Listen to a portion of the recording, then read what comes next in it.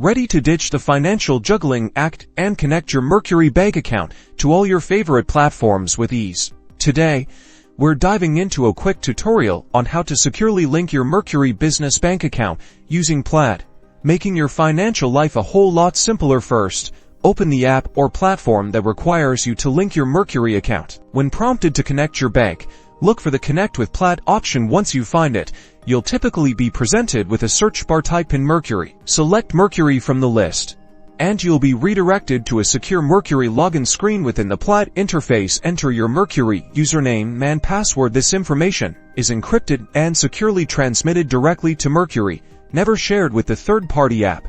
After successfully logging in, you'll see a list of your Mercury business accounts. Choose the specific account you want to link to the app. Review the permissions being requested, and if you're comfortable, grant access. You should then see a confirmation message indicating that your Mercury account has been successfully linked. Click Done or Continue to return to the original app. And that's it.